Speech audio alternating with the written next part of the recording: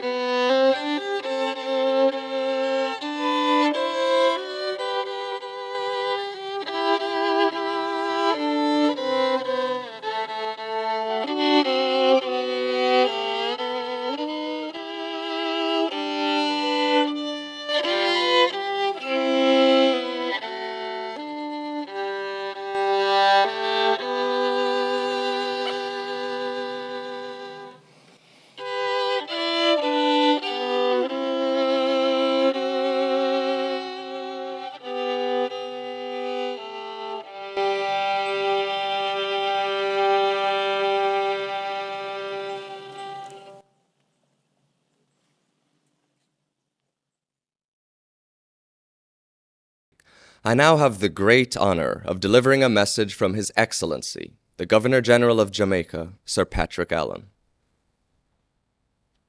Music is an essential tool created and used by people from all walks of life.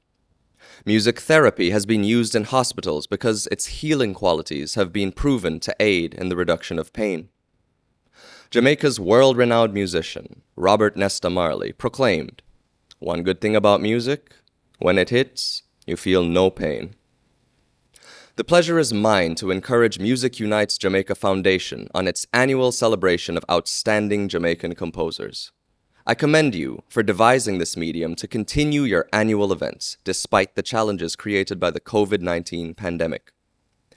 As you join the worldwide celebrations to commemorate the 250th anniversary of the birth of the German composer Ludwig van Beethoven, I use this occasion to congratulate and encourage the emerging cadre of Jamaican musicians and composers who will use this platform to further showcase their talents.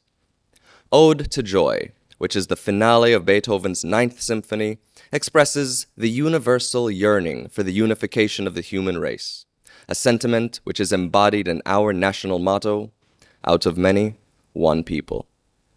I wish for all an enjoyable evening of musical inspiration.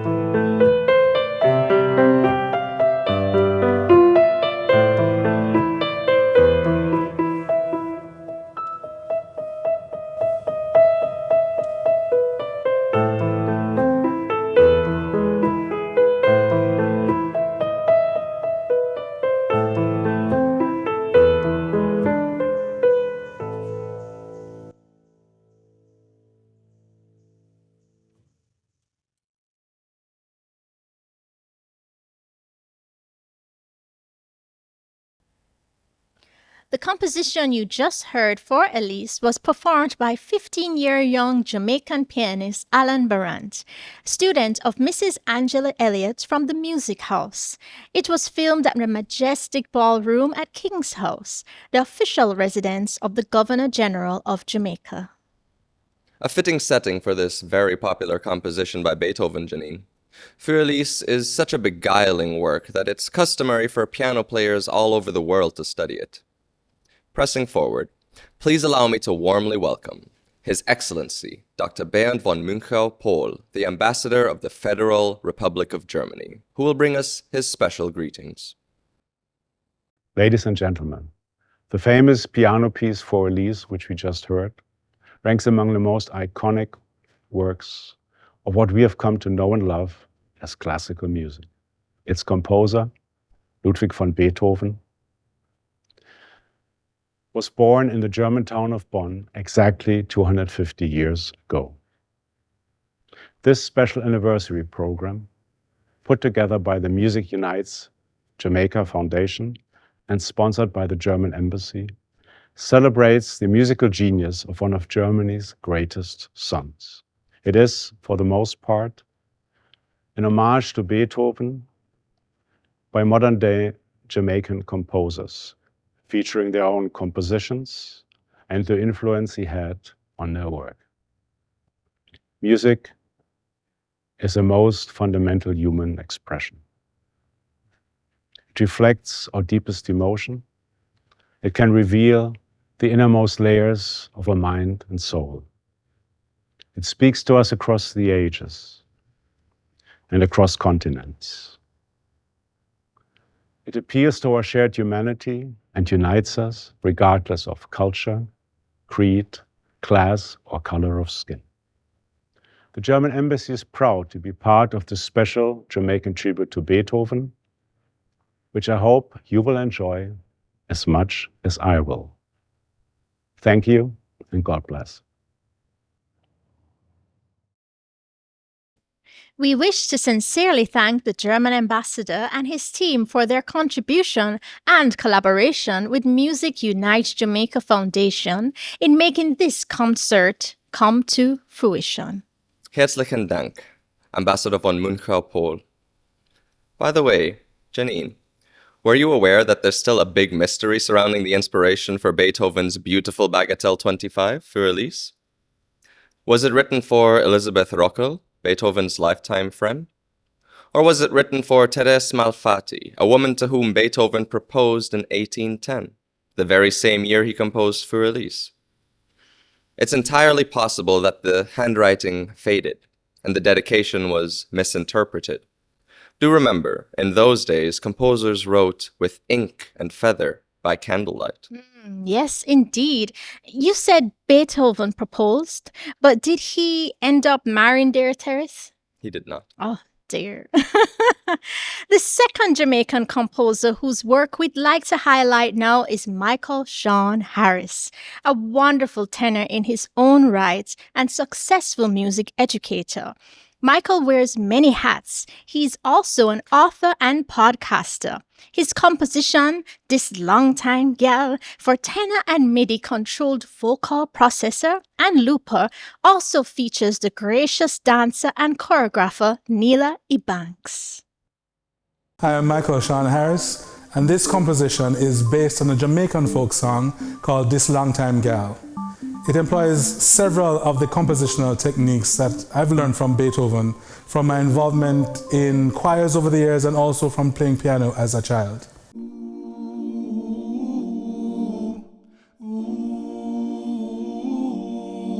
This long time, yeah, me never see you.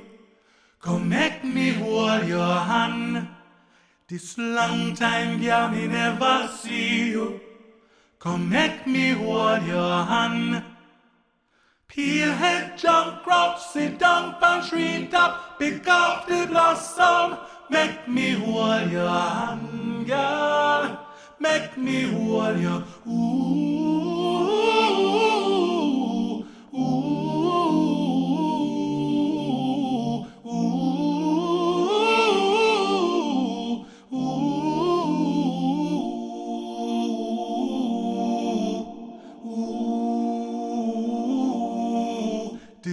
long time, yeah, me never see you. Come make we walk and talk. This long time, yeah, me never see you. Come make we walk and talk. Oh, peel head, jump round, sit down, a tree top, pick off the blossom. Make we walk and talk, y'all. Make we walk and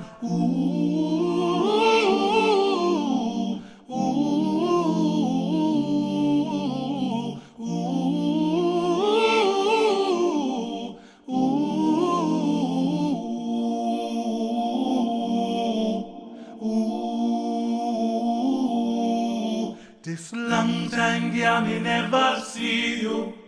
Come make we wheel and turn. This long time, yeah, me never see you. Come make we wheel and turn. Oh, peel head, jump round, sit down, tree top, pick off the blossom. Make we wheel and turn, yeah. Make we wheel this long time, yeah. This long time, yeah. This long time, yeah. This long time, yeah. This long time, yeah. This long time, yeah. This long time, yeah. Till we tumble down. This long time, yeah. This long time, yeah. This long time, yeah. This long time, yeah. This long time, yeah. This long time, yeah. Make we walk and talk. This long time, yeah. Make we walk and talk. This long time, yeah. This long time, yeah.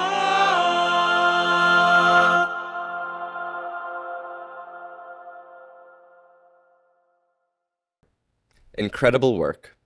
Dear viewers, this concert we're presenting represents the grand finale of Phase 1 of Music Unites research on Jamaican composers of classical, patriotic, and sacred music.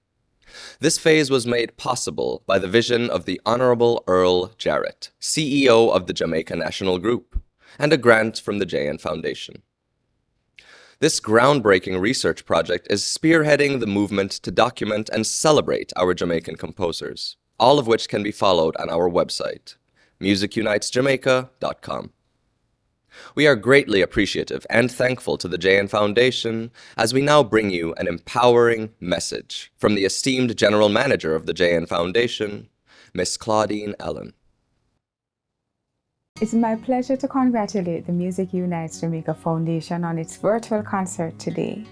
The Jamaica National Group and the JN Foundation are happy to be associated with the work of Music Unites Jamaica. We commend Rosina and her team for their efforts to expand our awareness of Jamaica's musical heritage through music workshops and free concerts across the country. Not only has this work improved public awareness of Jamaica's musical history, but the initiative develops talent by sourcing scholarships and providing instruments for students who are experiencing financial constraints. The JN Foundation, the philanthropic arm of the Jamaica National Group, is also committed to contributing to the developmental needs of Jamaica. We are therefore happy to partner with Music Unites Jamaica on its latest initiative to undertake research about Jamaican composers.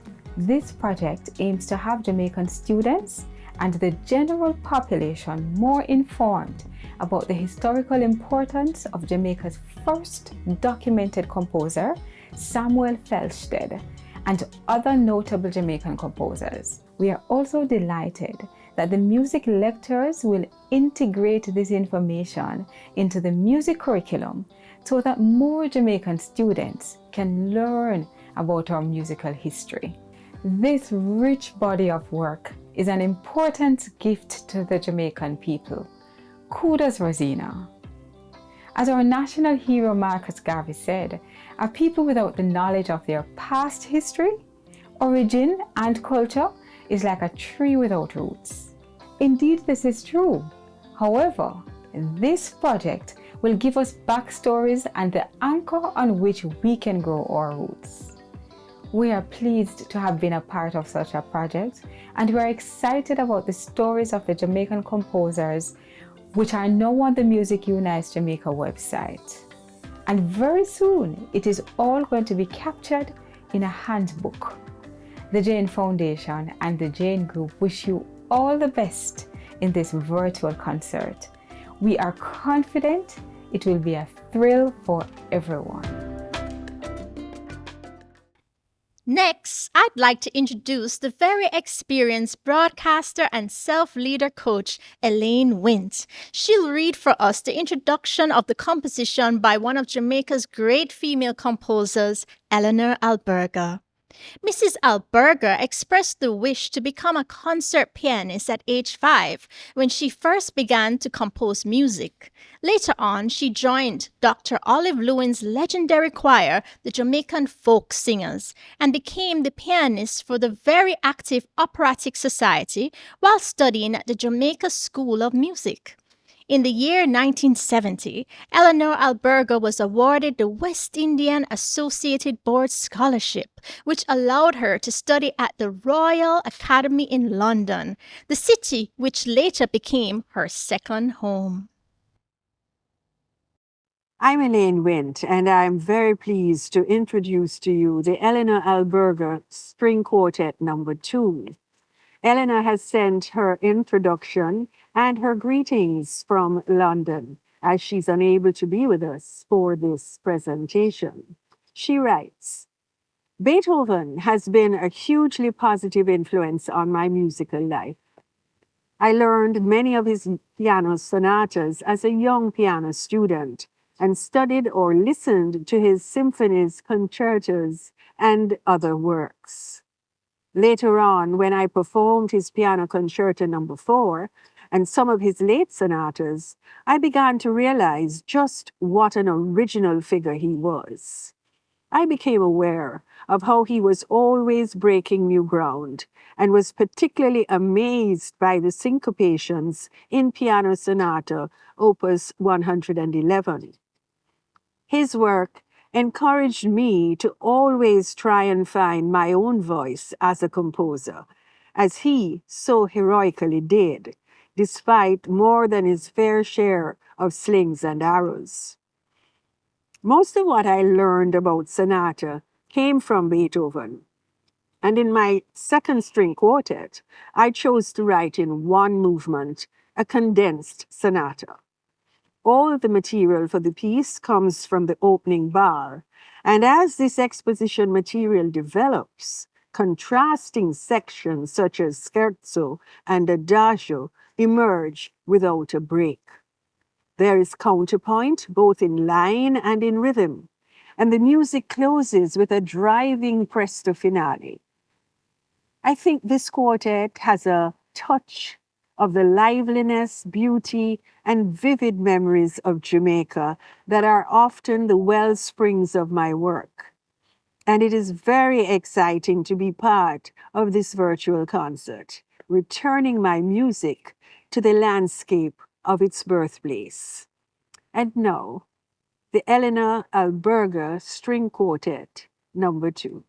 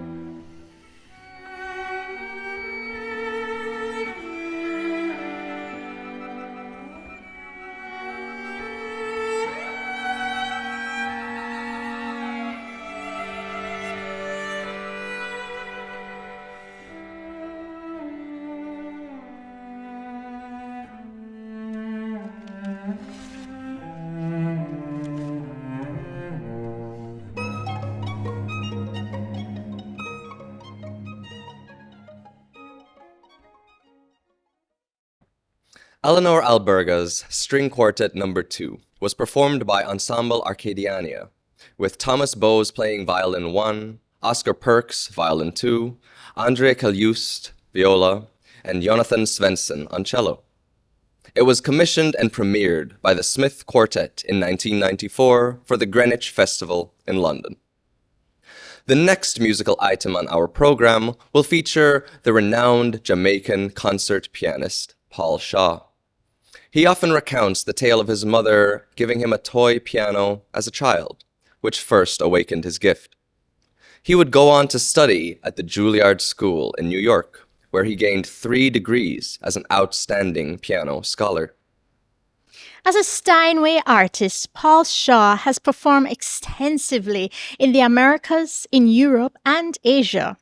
Regrettably, the concert during which this slated new composition by Paul Shaw was supposed to be filmed was postponed due to the COVID pandemic. Therefore, we will now feature Paul Shaw's performance of Come Back Liza, which he recorded in recognition of the Jamaica 50th celebrations in the year 2012. On August 6th, 2012, the island of Jamaica celebrates 50 years of independence from Great Britain. Stay tuned as I commemorate the occasion with piano transcriptions or my own reminiscences of folk songs I learned as a child growing up on the island. Every time me memorize what a common life. Every time me memorize what a common life. Come back, Liza, come back, yeah.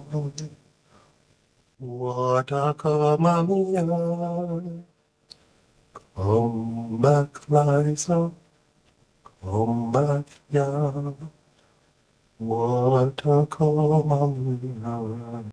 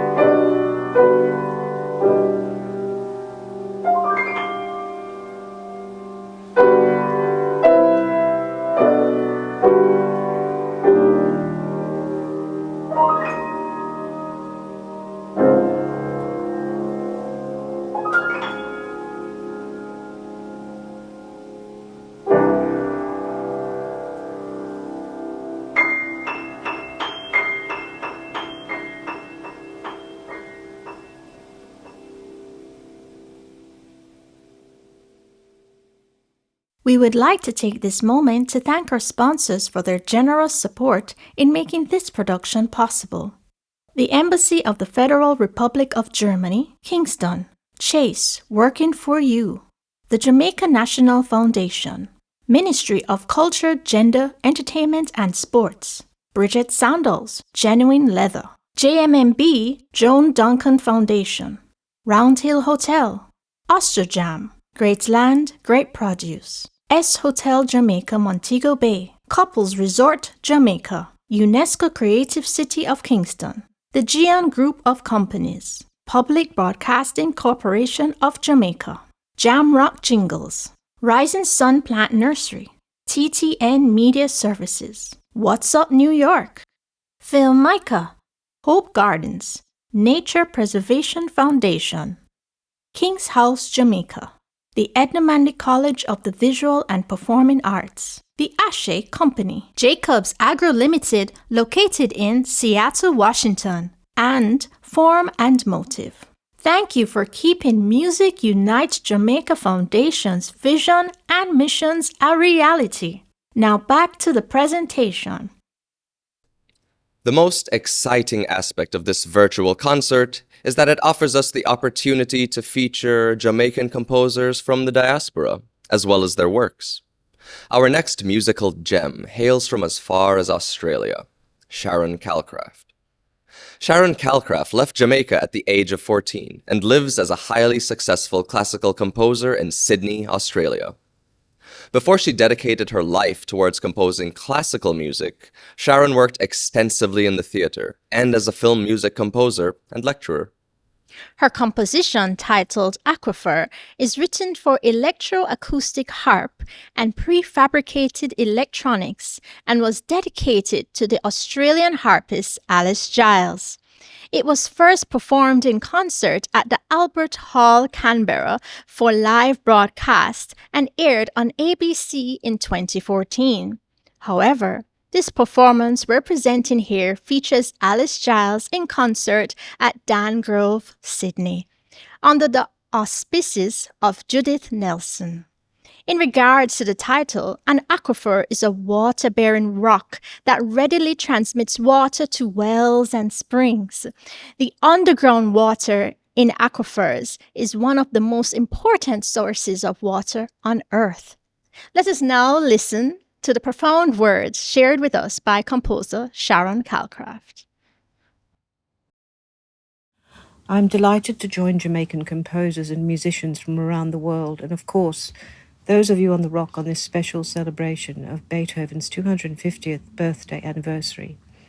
Apropos of this, I'd like to share a few thoughts about a conversation the 52-year-old Beethoven had with the young 22-year-old violinist and composer, Louis Schlosser. I'm imagining that Schlosser must have been quite a courageous young man, and it's good for us that he made this pilgrimage from Darmstadt to Vienna, as the recorded conversation is both revealing and heartening. As was common at the time, for Beethoven was significantly deaf, even profoundly, the conversations were written down. He spoke, but the questions and answers had to be written down in quarto-sized books. There are fragments of the conversation with Louis Schlosser that mean quite a lot to me as a composer, in that when I first read them years ago, I thought, yes, that's true for me somehow. Here are the fragments of that conversation in 1822, or some say 1823. I carry my thoughts about with me for a long time before writing them down. I change many things, discard others, and try again and again until I'm satisfied. It rises, it grows. I hear and see the image in front of me from every angle, as if it had been cast like sculpture. Then only the labor of writing it down remains. I must add here that for me, this is often significant labor. Going on with Beethoven's thoughts. Where do I obtain my ideas? I can't answer that with any certainty. I may grasp them with my hands in the open air, or while in the stillness of the night. Stimulated by these moods which poets turn into words, I turn my ideas into tones which resound, roar, and rage, until at last they stand before me in the form of notes. These words of Beethoven's are matchless. I couldn't possibly do any better in trying to describe the metaphysical act of writing music. It is so very mysterious. There is a question which is often asked regarding Beethoven's impaired hearing and his ability to compose. How could he write music, people ask, if he couldn't hear it? And while there is still much debate as to the actual extent of his deafness, some musicologists say that he still had some hearing in his left ear up until shortly before his death in 1827. There is the matter of the inner ear, the correspondent to the inner eye, the eye of our mind. We sometimes say, I saw it in my mind's eye.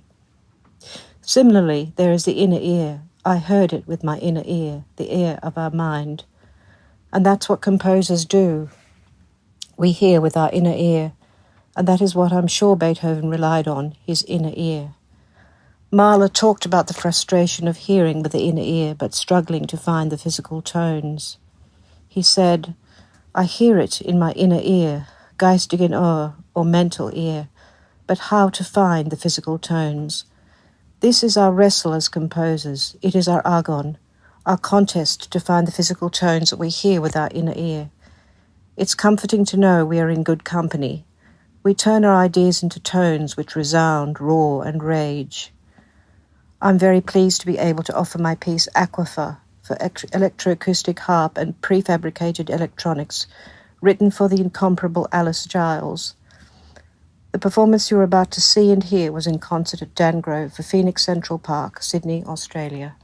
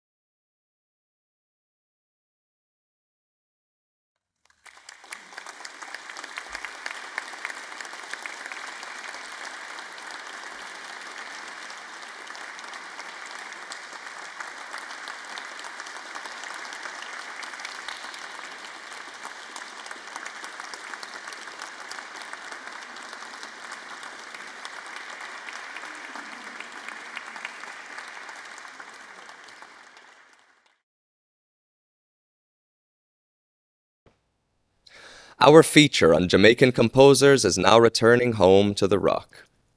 We'll now witness the premiere of Peter Ashbourne's piano composition, The Colin Man at Linstead Market, which is based on 2 Jamaican folk songs. It has become a trademark of Mr. Ashbourne's composition to take initial inspiration from the inspiring pool of Jamaican folk melodies. Joel, you might be familiar with the mournful song Linstead Market.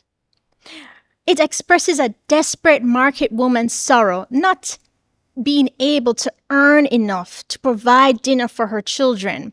In contrast, the song 1, 2, 3, 4, Kalamana Come is very comical. It recounts the story of a young Jamaican who went far away to work in the Panama Canal. Upon his return, he started behaving bossy.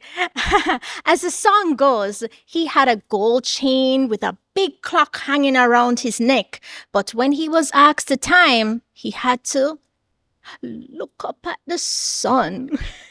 A real juxtaposition of 2 tones. Without further ado, let's hear the introduction of the composition The Colin Man at Linstead Market by composer Peter Ashbourne, in his own words. I am honored to be able in some small way to pay tribute to Beethoven through my own small composition, knowing how much of a genius he was. As a child, an aspiring violinist, I frequently found myself performing at those interminable tea parties, where my first encounter with Beethoven was probably his Minuet in G. My composition, The Colin Man in Linstead Market, was actually written in 2006, but is being premiered today on this concert. The piece juxtaposes 2 stories from Jamaican folk music, one humorous and one sad. And my treatment is what people nowadays might call a mashup. Have fun.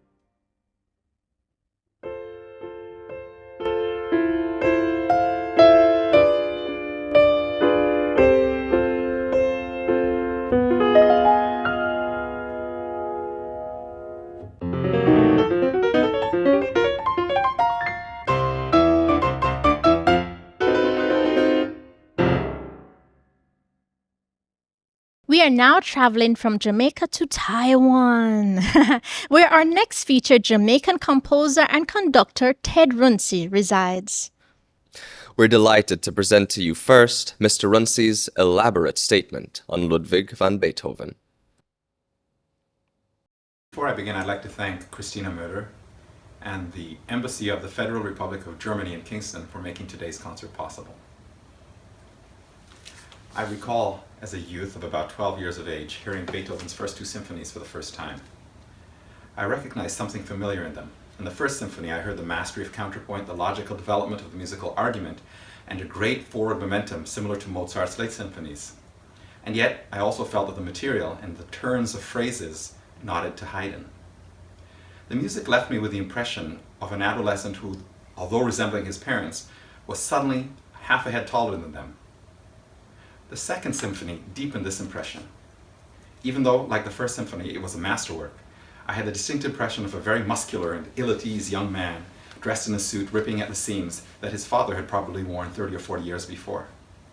But then, in the third symphony, Beethoven changed the discourse, not least of all with its length, the size of its forces, its form, its content, and its energy, but also with the mood, tone, and voice. Even though I was a very young person, I recognized that Beethoven had come into his own. After the third symphony, Beethoven, this giant among composers, could have been content to repeat himself for the rest of his career, as so many other composers at the time were wont to do. But Beethoven was hewn from different stuff. He went on to create myriad original and iconic works, such as the unforgettable Fifth Symphony, the Sixth Symphony, a masterful piece of sound painting done within traditional forms, the spirited Seventh Symphony, the mysterious Eighth Symphony, and the mighty Ninth Symphony, in which the ever-innovative Beethoven included soloists and a chorus. I've not even mentioned his groundbreaking opera Fidelio, his piano sonatas, his string quartets, the concerti, and other chamber, choral, and orchestral works, all highly inspired and exquisitely crafted. Is it wonder, then, that all who came after him were intimidated?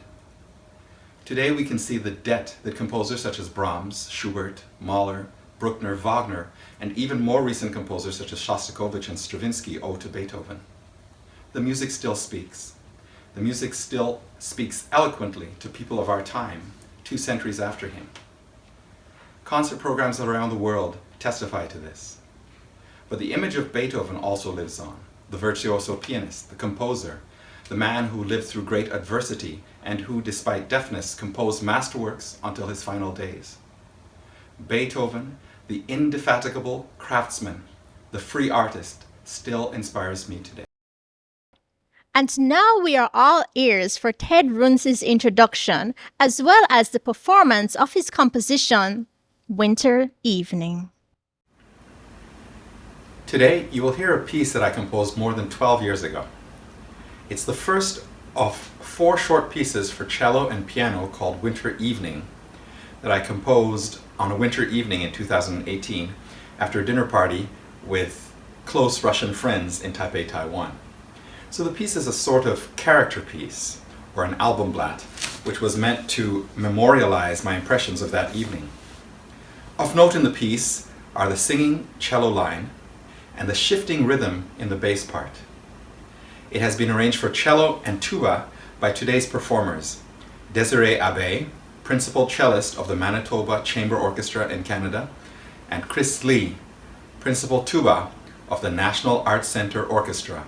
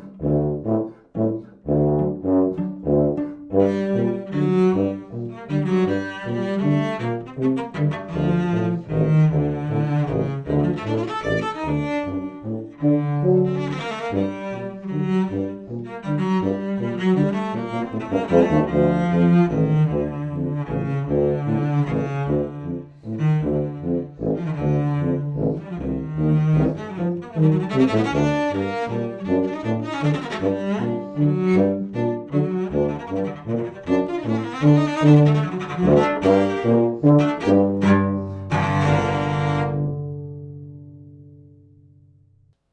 have almost reached the end of our musical journey in featuring Jamaican composers.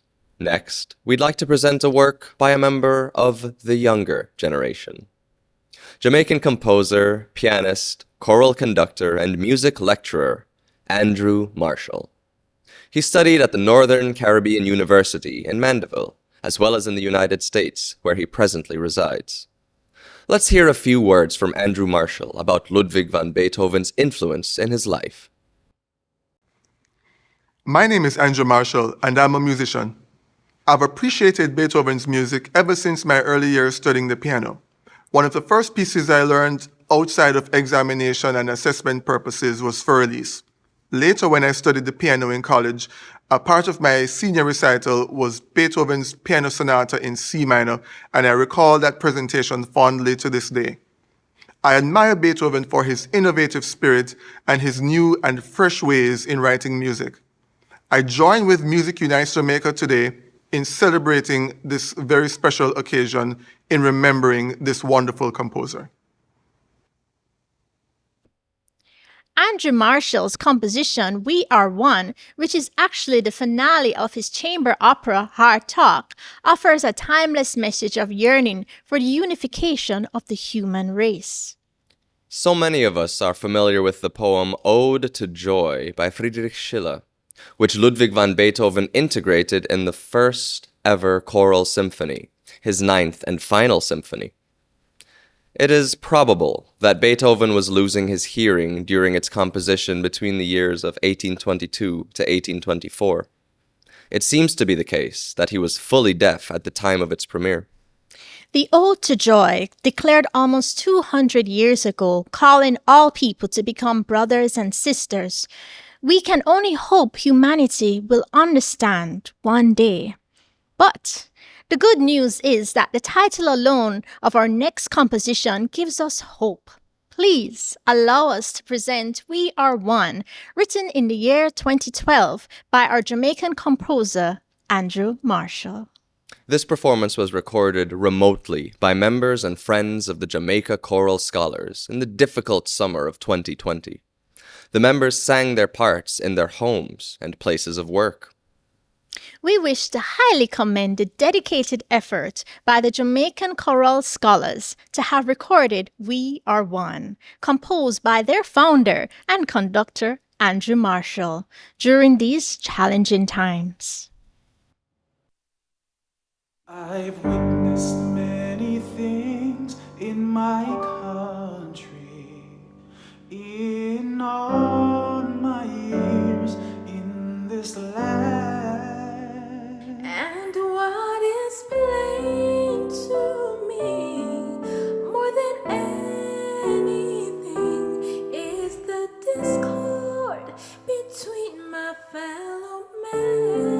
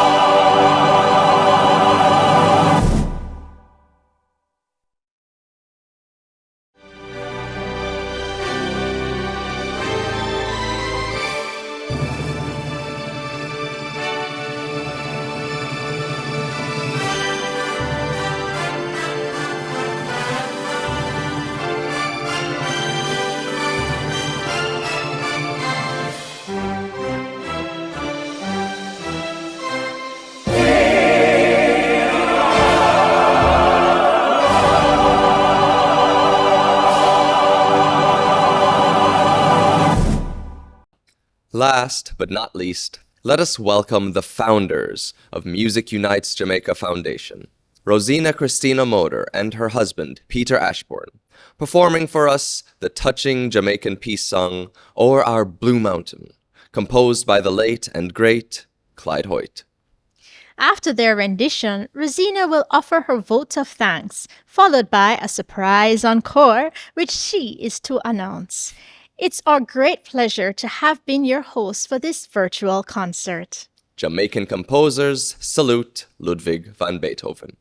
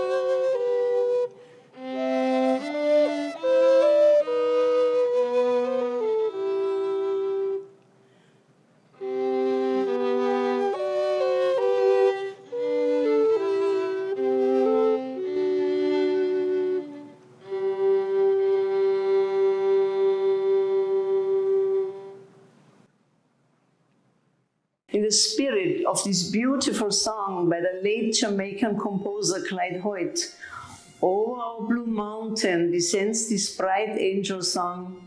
To you and all mankind comes peace today. We sincerely wish that the message of unity and peace has reached out to all our viewers and listeners, near and far. I'm Rosina Christina Moder, co-founder and executive director of Music Unites Jamaica Foundation, and it gives me great pleasure to express our sincere thanks to each and everyone who have assisted in big and small ways to make this, our first virtual concert, become reality. I sincerely hope that I will not overlook any of those amazing helping hands, and please forgive me, and see if we have listed you on the credits which will be shown at the very end of the program. I have to admit, as challenging as it is to undertake the organization of a virtual concert, it has so many incentives. Alone that, and forgive me that I will get for a moment very personal. My family back home in Austria, first and foremost, my daughter Sandra with her family, my sisters and tons of cousins, and so many of our close friends from South Africa to Japan are able to be virtually present. They all, like the entire audience, had the great opportunity to enjoy the amazing compositions by these outstanding Jamaican composers, Eleanor Berger, Sharon Calcraft, Ted Runzi, Paul Shaw, Andrew Marshall, Michael Sean Harris, and Peter Ashbourne, most of whom are residing outside of Jamaica. I also wish to thank all the performers in the videos sent to us, as well as the Jamaican artists, soprano Carlin Waugh, violinist Stephen Woodham, pianist Alain Barant, Stephen Shawnard, dancer and choreographer Neil Eubanks, and the Jamaican choral scholars. And last but not least, pianist Amanda Johnston, who will perform with Carlin our encore selection. Elaine Wind also came on board and read Eleanor Berger's message in her impeccable style. A very heartfelt thank you to the Governor General of Jamaica, His Excellency, the Most Honorable Sir Patrick Allen, for his encouraging message. And also to the German Ambassador, His Excellency Dr. Bernd von Münchow-Pohl, and his team, Sarah Azadan at the helm. Thank you. Without the close collaboration and sponsorship by the German embassy, this concert would not have been possible.